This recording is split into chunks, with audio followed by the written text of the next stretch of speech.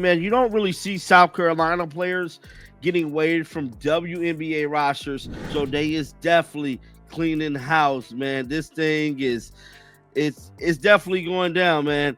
The Fever just waived Bree Hall, the same player Dawn Staley called an elite defender in all caps.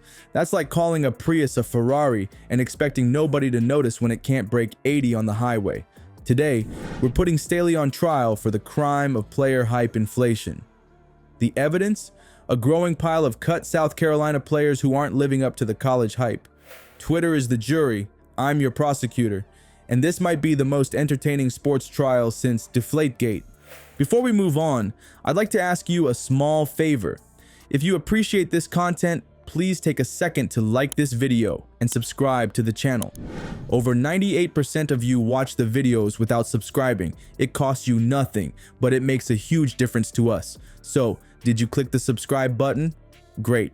Thank you so much. Now, back to the video. Ladies and gentlemen of the Twitter jury, welcome to the trial of the century. Today we're charging Dawn Staley with first-degree player hype inflation. The evidence is piling up faster than excuses at a politician's press conference. Let's look at the suspect's background. Dawn Staley built herself into the queen bee of women's college basketball. She created this magical force field around her South Carolina players like they're basketball superheroes who can do no wrong. When Staley talks, people listen. When she hypes a player, WNBA teams draft them high. It's been working great for her, until now. Here's the shocking evidence that broke Twitter. The Indiana Fever just tossed Bree Hall aside like a half-eaten sandwich. Hot off the press, look like the Indiana Fever has made a major move to the roster. They have waived Bree Hall for whatever reason whatsoever. But the Indiana Fever front office thought it was their business to part ways with both of these players. The same Bree Hall that Coach Staley called an elite defender in all caps, like she was shouting it from a mountaintop. The Fever signed some free agents named Banna Turner, Dana Bonner, and Sydney Colson, and decided Hall wasn't worth keeping. That's weird for someone who's supposedly elite, right? WNBA analysts are scratching their heads so hard they might need hair plugs. The gap between Staley's praise and Hall's actual performance is wider than the Grand Canyon. And I'm here to tell you, the Fever didn't give a damn. They waived Bree Hall. Bree Hall didn't see a bunch of action in the preseason games, which was probably another reason that led me to believe she was on her way out. Is Dawn Staley really getting torn apart by the media? Or is this just another Twitter tantrum? The answer is more complicated than a tax form. Let me present Exhibit A. Staley's actual words about Hall. She didn't just call her a good defender or solid player. No, she went full caps lock elite defender, like Hall was the basketball version of a Navy SEAL. This isn't just about Bree Hall.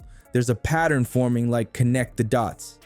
South Carolina players keep getting drafted high and then underperforming in the WNBA. Man, you don't really see South Carolina players getting waived from WNBA rosters, so they is definitely cleaning house, man. This thing is it's definitely going down, man. It's like ordering filet mignon and getting served a hamburger. The defense argues college success doesn't always translate to pro success. Staley can't control what happens after players leave her program.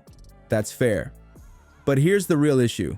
South Carolina players seem to get special treatment in drafts based on Staley's reputation rather than their actual pro potential. As one honest commentator put it, I am not sugarcoating shit, bro. I am not gonna sit here and hold my tongue. I am telling the truth about every single player. This situation isn't about race either, despite what some Twitter lawyers claim. Now let's call our first witness to the stand. For whatever reason it may be, she is no longer on this Indiana Fever basketball team. To this news, a lot of people have been kind of outspoken about it. Now, Bree is somebody I thought that might make the roster. Common sense, because something doesn't add up when an elite defender gets cut faster than a scene from a bad movie. Our first witness, common sense, approaches the stand. Why would a pro basketball team cut an elite defender? They wouldn't, unless she wasn't actually elite. It's like firing Gordon Ramsay from your kitchen if he actually made amazing food. Let's check what Hall actually did on the court. In her short Fever career, she played fewer minutes than I spend deciding what to eat for lunch. Her defensive stats, basically invisible. Compare that to Staley's college assessment, where Hall was apparently the basketball version of a security system. The numbers don't match the hype, like when your friend swears they're just 5 minutes away, but they haven't even left home yet. Somebody said it's sad that she didn't get a real chance. Yes, she did. She got a chance. Let it be known, we have Wade guard Bree Hall. Thank you, Bree. And fans has definitely been reacting. She didn't have any baggage that I might have thought that might have been a concern for the Indiana Fever. The business side makes this more complicated. The Fever have Caitlin Clark now, who's bringing in fans like free pizza at a college event. Every roster spot is gold when you've got Clark selling out arenas.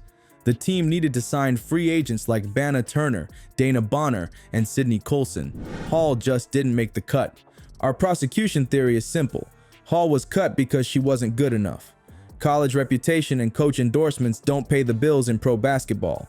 They need results, not Instagram endorsements. Twitter exploded with conspiracy theories weirder than alien abduction stories. Some claimed the cut was about race. Others suggested Hall got dropped for not following Clark on social media. Seriously? Teams make million-dollar decisions based on Instagram follows now. That's like thinking NASA uses horoscopes to plan rocket launches. The Twitter jury is split down the middle. Half defend Staley like she's their own mother. The other half question if her player ratings are more fictional than my dating profile. Some are even saying this could start a race war online, which is both ridiculous and scary. This isn't just about Hall. Staley's players keep arriving in the WNBA with 5-star reputations, then playing like they're still learning the rules. The WNBA is evolving, getting tougher and more talented. College fame doesn't guarantee pro success anymore. The verdict isn't about Hall or even Staley. It's about the gap between college hype and pro reality in women's basketball. Players need more than just their college coach's blessing to succeed. Maybe we're the real guilty ones here. The media and fans who put coaches like Staley on pedestals. We expect their players to dominate just because they won college games. But pro sports don't work that way. They never have. The Twitter jury can't make up its mind, but one thing's crystal clear. South Carolina players won't get automatic respect in the WNBA just because Staley says they're good. That free ride is over like a cheap carnival. Maybe Staley isn't the real criminal here. Maybe it's us, the fans who think winning college games means you'll dominate the pros. That's like thinking being good at Mario Kart means you can drive a Formula 1 car. Case dismissed, but the court of Twitter never closes. Drop your verdict in the comments and follow for more sports trials where Twitter always plays judge, jury, and executioner.